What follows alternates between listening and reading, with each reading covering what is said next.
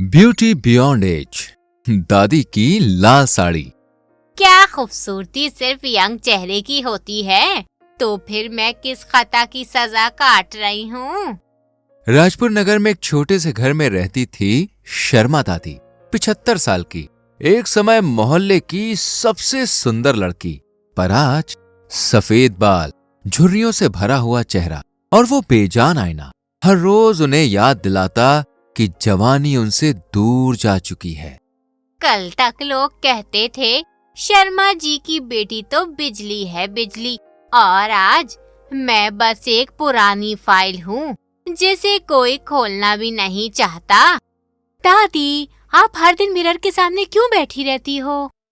देखती हूँ वक्त ने मुझ में क्या क्या बदल दिया है।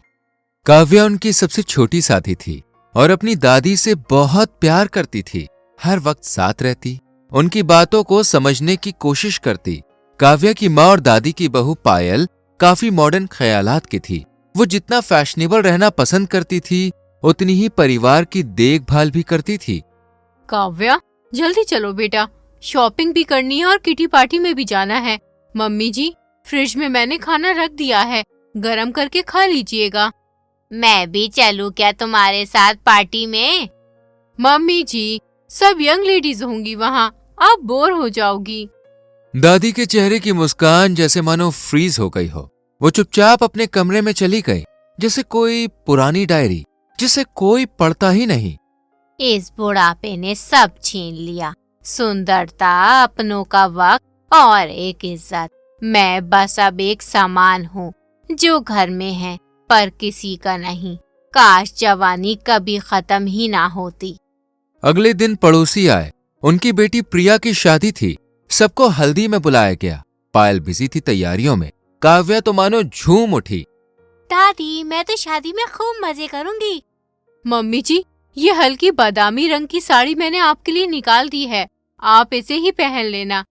मैं कब से हल्के रंग पहनती आ रही हूँ, पर आज मन कर रहा है कुछ अलग करने का।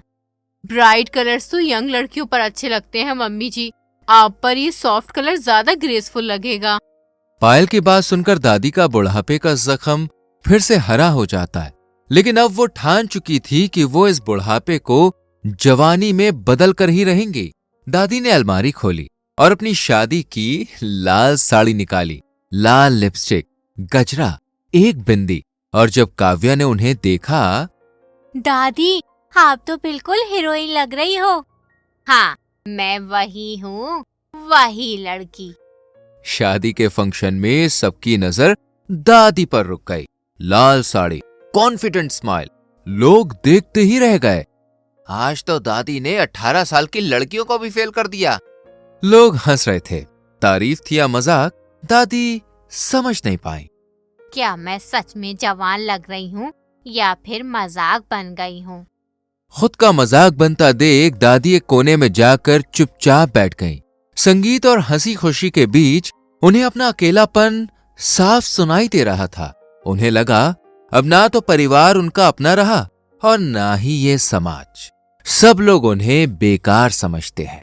रात को घर आई तो बस चुपचाप बैठी रहीं। दादी, आज आप सबसे अलग और सबसे सुंदर लग रही थी, पर सब तो मेरा मजाक उड़ा रहे थे ना।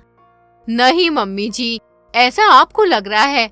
आपकी फोटो पर देखिए कमेंट्स, कोई लिख रहा है इनके चेहरे पर जिंदगी लिखी है। This is the real beauty. दादी की आंखों में आंसू आ गए। उन्हें एहसास हुआ सुंदरता जाती नहीं है, सिर्फ रूप बदलती है। नेक्स्ट मॉर्निंग दादी मिरर के सामने एक मुस्कान के साथ, ये झुर्रियाँ मेरी कहानी है, हर लकीर एक अनुभव है और यही मेरी असली खूबसूरती है।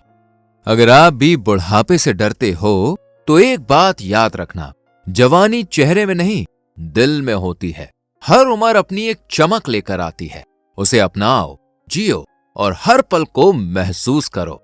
अगर इस कहानी ने आपके दिल को छू लिया हो तो लाइक करो और कमेंट में अपनी दादी या नानी की याद शेयर करिए और चैनल को सब्सक्राइब करना ना भूलिए, क्योंकि हर उम्र की अपनी एक कहानी होती है। जुड़ते रहिए माइंडफुल स्टोरीज के साथ। जहां हर कहानी में होती है एक हीलिंग।